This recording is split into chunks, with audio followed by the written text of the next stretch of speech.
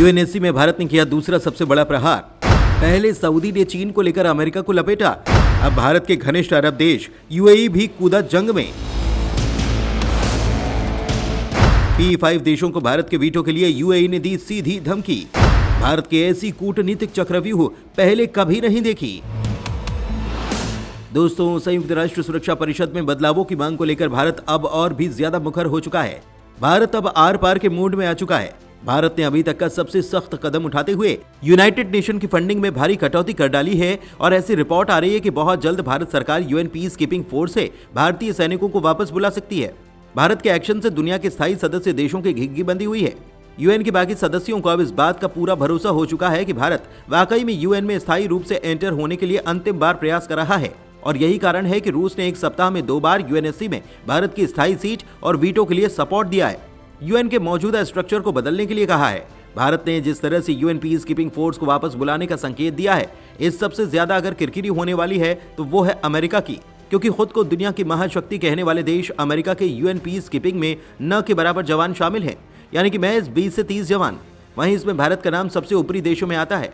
हम आपको वीडियो में बताएंगे कि भारत यूएन के लिए कितना योगदान देता है, लेकिन इससे पहले ये जान लीजिए कि यूएन में अमेरिका अब एक और काम को लेकर घिर चुका है और वो है गाजा की हिंसा को लेकर अमेरिका का वीटो लगाना। अमेरिका खुद नहीं चाहता कि ये जंग रुके। हाल ही में सऊदी अरब ने अमेरिका के इस दोहरे रवैये को लेकर बेहद गुस्से वाले लहजे में अमेरिका को फटकार लगाई थी और भारत की स्थायी सीट का समर्थन किया था और वीटो पावर का भी। दोस्तों, अब एक और देश ने भारत को जोरदार तरीके से यूएनएससी में स्थायी सीट के लिए सपोर्ट कर दिया है और वो देश है संयुक्त अरब अमीरात, जिससे भारत के साथ संबंध इन दिनों काफी तेजी के साथ अच्छे हो रहे हैं। यूएई ने यूएनएससी में भारत के सपोर्ट के लिए एक तरह से बाकी के देशों को सीधी धमकी दे डाली है। दोस्तों, हम आपको पूरी खबर बताएंगे, लेकिन उससे पहले वीडियो पर एक लाइक जरूर कीजिए। साथ ही वीडियो देखने के बाद इससे संबंधित जो भी आपके विचार हों कमेंट में लिखकर हमें जरूर बताइएगा। यूएनएससी में भारत के लिए जंग में कूद पड़ा यूएई। P5 देशों को सख्त लहजे में यूएई की चेतावनी। दोस्तों, आप जानते ही हैं कि भारत के लिए यूएन सिक्योरिटी काउंसिल की परमानेंट सीट और वीटो पावर कितना जरूरी है। यह हमारे सभी मित्र देशों को पता है, क्योंकि भारत लगातार कोशिश कर रहा है कि यूएन सिक्योरिटी काउंसिल में रिफॉर्म हो और टेबल पर भारत को स्थायी सीट मिल पाए। अब ऐसे में वो दोस्ती कैसी जो कि मदद के लिए सामने ही नहीं आए। ऐसे में मिडिल ईस्ट के बहुत ही इंपॉर्टेंट मुस्लिम देश यूनाइटेड अरब एमिरेट्स ने भारत के लिए आवाज उठा दी है। दरअसल यूएई के प्रेसिडेंट शेख मोहम्मद बिन जायद के डिप्लोमेटिक एडवाइजर अनवर गर्गश इस वक्त भारत के दौरे पर हैं। भारत में ऑब्जर्वर रिसर्च फाउंडेशन नाम की एक नॉन गवर्नमेंट और नॉन प्रॉफिट ऑर्गेनाइजेशन है जो भारत सरकार के विदेश मंत्रालय के साथ मिलकर हर साल रायसीना डायलॉग नाम की एक मल्टीलेटरल कॉन्फ्रेंस का आयोजन करवाती है। आपने नोटिस किया होगा कि विदेश मंत्री एस जयशंकर को फॉरेन कंट्रीज इनवाइट करती है, वहां पर वो कॉन्फ्रेंस में जाकर डिबेट और डिस्कशन करते हैं। वर्ल्ड इकोनॉमिक फोरम भी एक ऐसा ही मंच है और हाल ही में म्यूनिक सिक्योरिटी कॉन्फ्रेंस को अटेंड करने वे जर्मनी गए थे। सेम इसी तरह से भारत में रायसीना डायलॉग का मंच है, जहां पर दुनिया भर के diplomats, national security advisers, defence ministers, foreign ministers, कई बार तो पीएम और प्रेसिडेंट तक को इन्वाइट किया जाता है। इस मंच पर ग्लोबल इश्यूज पर बात होती है। अब हुआ ये कि यूएई के पेरेंट शेख मोहम्मद बिन जायद के जो डिप्लोमेटिक एडवाइजर हैं, वो रायसीना डायलॉग में हिस्सा लेने के लिए भारत आए थे। भारत में यूएई को रिप्रेजेंट कर रहे थे। आपकी जानकारी के लिए बता दें कि डिप्लोमेटिक एडवाइजर एक इंटरनेशनल रिलेशंस के एक्सपर्ट होते हैं, जब वे प्रेसिडेंट या प्राइम मिनिस्टर को लगातार ब्रीफ करते हैं कि सामने वाले देश के साथ संबंधों को किस तरह से मजबूत करना है या फिर अपने देश के इंटरेस्ट का ख्याल किस तरह से रखना है। अब हुआ क्या कि यूएई का पक्ष रखते हुए अनवर गर्गश ने यूएनएससी के रिफॉर्म का मुद्दा उठाया और भारत को सपोर्ट करते हुए कुछ बेहद ही इंपॉर्टेंट बात बोली, जिससे कि तुर्की और पाकिस्तान को मिर्च लगने वाली है। अपनी स्पीच के दौरान उन्होंने कहा कि भारत वास्तविक रूप से एक ग्लोबल प्लेयर और सुपर पावर बनने की कगार पर आ चुका है, यानी भारत सुपर पावर बनने के करीब है। इसीलिए भारत को यूएनएससी में स्थायी मेंबर के तौर पर होना ही चाहिए। यूएई की तरफ से उन्होंने कहा कि अभी का जो मौजूदा ग्लोबल सिस्टम इस वक्त चल रहा है वो काफी ज्यादा पुराना हो चुका है, जिस वजह से हमें दर्द और पीड़ा उठानी पड़ रही है। यूक्रेन और गाजा के मुद्दे पर यूएनएससी में जो वीटो लगाए गए, उससे पता चलता है कि आप एक राय बना ही नहीं पा रहे। और अगर मिडिल ईस्ट के देशों में मौजूदा सिक्योरिटी सिचुएशन पर नजर डाली जाए तो हम इस बात से काफी चिंतित हैं कि जो ये सिस्टम है क्या अपने आप को रेगुलेट कर पाएगा, क्या सिचुएशन को नियंत्रित कर पाएगा। यूएई ने कहा कि इस वजह से डेवलपिंग देशों के द्वारा अभी की यूएनएससी की मौजूदा व्यवस्था में बदलाव करने की लगातार मांग की जा रही है। भारत और ब्राजील जैसे इकोनॉमिक पावर हाउस को सिक्योरिटी काउंसिल में शामिल करने की मांग उठ रही है, जो कि जमीनी सच्चाई से पूरी तरह अवगत है। इसीलिए भारत और ब्राजील जैसे देशों को यूएनएससी में स्थायी रूप से सदस्यता देनी ही चाहिए।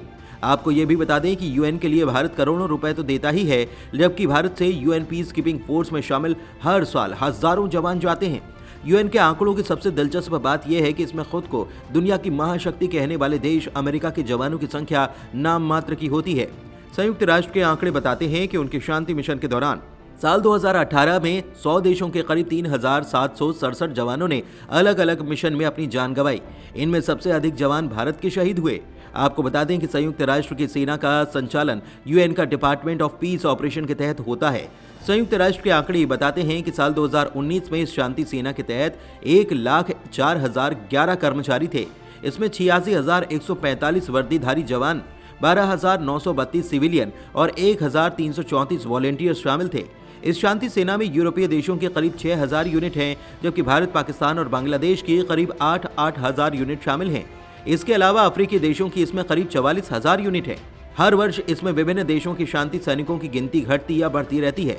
जैसे कि साल 2020 में यूएन मिशन के तहत सबसे अधिक जवान थे, वहीं 2013 में पाकिस्तान के सबसे अधिक जवान थे। 2015 में भी फिर बांग्लादेश सबसे अधिक जवान इस शांति मिशन का हिस्सा बने थे। यूएन के 2021 के आंकड़े ये भी बताते हैं कि उसकी शांति सेना में सबसे अधिक जवान बांग्लादेश से हैं।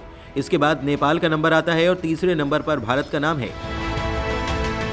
संयुक्त राष्ट्र स्थापना में भारत का अहम योगदान। दोस्तों, भारत का संयुक्त राष्ट्र शांति स्थापना में सेवा का एक लंबा इतिहास रहा है। भारत ने किसी न किसी अन्य देश की तुलना में यूएन पीस कीपिंग मिशन में सबसे अधिक कर्मचारियों का योगदान दिया है। साल 1948 से लेकर अब तक दुनिया भर में स्थापित 71 यूएन शांति अभियानों में से 49 में 2,53,000 से अधिक भारतीयों ने सेवा दी है। मौजूदा वक्त में भारत के लगभग 5,500 सैनिक और पुलिस कर्मचारी संयुक्त राष्ट्र शांति मिशन में तैनात हैं। इसके साथ ही Bharat UN peacekeeping mission में सैन्य सहयोग देने वाले देशों में 5वां सबसे बड़ा देश है। भारत ने यूएन मिशन के लिए मशहूर फोर्स कमांडर दिए हैं।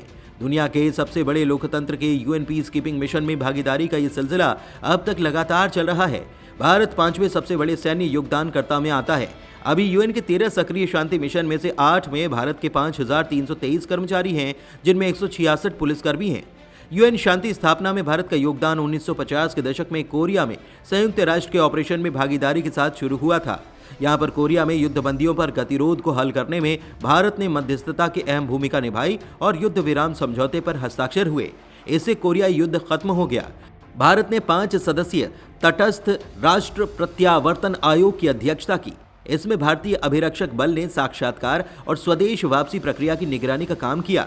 इसके बाद यूएन ने भारतीय सशस्त्र बलों को मध्य पूर्व, साइप्रस और कोंगो, जिसे साल 1971 से ज़ेरे के नाम से जाना जाता है, में शांति मिशनों की जिम्मेदारी दी। भारत ने वियतनाम, कंबोडिया और लाओस के पर्यवेक्षण और नियंत्रण के लिए 3 अंतर्राष्ट्रीय आयोग के अध्यक्ष के रूप में भी काम किया है। इसकी स्थापना 1954 में इंडो चीन पर जिनेवा समझौते के जरिए हुई थी। भारत संयुक्त राष्ट्र शांति मिशन में महिला कर्मचारियों को भेजता रहा है। साल 2007 में भारत यूएन शांति मिशन में महिला दलों को तैनात करने वाला पहला देश बना था। भारतीय महिलाओं के इस दल ने लाइबेरिया में गठित पुलिस यूनिट में 24 घंटे की गार्ड ड्यूटी निभाई। इस दल ने राजधानी मोनरोविया में रात की गश्त की और लाइबेरिया पुलिस की क्षमता को बढ़ाने में अहम योगदान दिया। इन महिला अधिकारियों ने न केवल पश्चिम अफ्रीकी राष्ट्र में सुरक्षा बहाल करने में भूमिका निभाई, बल्कि लाइबेरिया के सुरक्षा क्षेत्र में महिलाओं की संख्या में बढ़ोतरी करने में योगदान दिया। भारत के दलों ने केवल यूएन पीस कीपिंग में सुरक्षा में ही सहयोग नहीं दिया, बल्कि भारतीय पुलिस इकाई के सदस्यों ने लाइबेरियाई लोगों के लिए चिकित्सा शिविर भी आयोजित किए। इनमें से कई के पास स्वास्थ्य सेवाओं की देखभाल तक पहुंचना भी मुश्किल था। मेडिकल केयर उन कई सेवाओं में से है जो भारतीय शांति रक्षक उन समुदायों को देते हैं जहां वो यूएन के शांति सैनिकों के तौर पर काम करते हैं। कई जगह भारत की तरफ से यूएन के ये शांति सैनिक पशु चिकित्सा सहायता और इंजीनियरिंग सेवाओं जैसे खास काम भी करते हैं। धन्यवाद।